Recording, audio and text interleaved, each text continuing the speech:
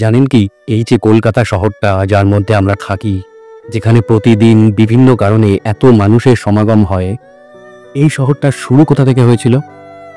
হ্যাঁ, আমি জানি আপনারা অনেকেই হয়তো জানেন, কিন্তু আমার ভিডিওর উদ্দেশ্য হলো যারা জানে না তাদের কাছে তথ্যগুলো পৌঁছে দেওয়া। হয়তো এই ভিডিও থেকে এমন কোনো ছোটোখাটো তথ্য বেরিয়ে আসতেও পারে যা হয়তো আপনার নলেজের মধ্যেও ছোট্ট একটা জায়গা করে নেবে।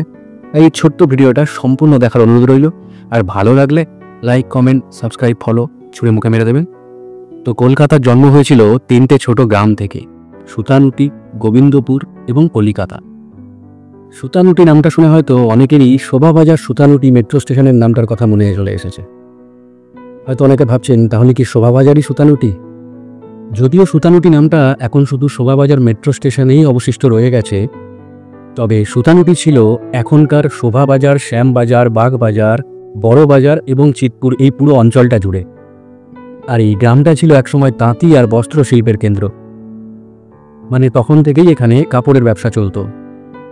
এখানকার রেশম, মসলিন এবং তুলার কাপড় ইউরোপ পর্যন্ত যেত। এই ব্যবসার টানেই ডাচ, ফরাসি, আর্মেনিয়ান এবং শেষে ব্রিটিশরাও এসেছিল। এতক্ষণে হয়তো বুঝেই গেছেন যে এই জায়গার নাম সুতানুটি কেন। হ্যাঁ, ঠিকই ভাবছেন। সুতা অর্থাৎ সুতো এবং নুটি বা লুটি অর্থাৎ বান্ডেল, তাই সুতান লুটি থেকে সুতানুটি। এবার আসি একটু অন্য টপিকে। ব্রিটিশরা এখানে কবে এলো? 1690 সালের আশেপাশে জব চার্নক নামে এক ব্রিটিশ অফিসার এখানে এসে নমর ফেলল।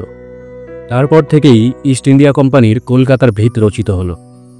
এই সুতানুটিতেই তৈরি হলো অফিস, বাজার, আরও কত কি। এখন অনেকের মনেই প্রশ্ন আসতে পারে, তাহলে সুতানুটিকে কি কলকাতার মা বলা যায়? হ্যাঁ, অবশ্যই সুতানুটি কলকাতার জননী, কিন্তু আফসোস এই নামটা আজ আর প্রায় কেউই মনে রাখে না। এখন আপনার মনে প্রশ্ন আসতেই পারে যে এখনও কি সুতানুটির কিছু চিহ্ন আছে? একদম গোড়াপত্তনের চিহ্ন বিলুপ্ত প্রায় হলেও পুরনো দোকান, শতবর্ষী মন্দির, গলি, সেই সবই অতীতের চিহ্ন।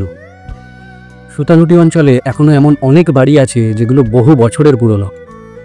এটা ভাবতেও ভালো লাগে যে যেখানে আজকে এত দোকান, এত ভিড়, এত মানুষের সমাগম, সেটা একসময় ছিল শান্ত একটা গ্রাম। ইতিহাস কিন্তু সবসময় সামনেই থাকে, শুধু আমরা সেটা খেয়াল করি না।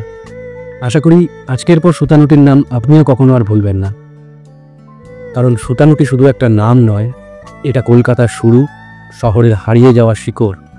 ভিডিওটি ভালো লাগলে লাইক দেবেন আর সাবস্ক্রাইব করবেন, আর কমেন্ট করে জানাবেন আপনি কি জানতেন সুতানুটি আসলে আগে কোথায় ছিল।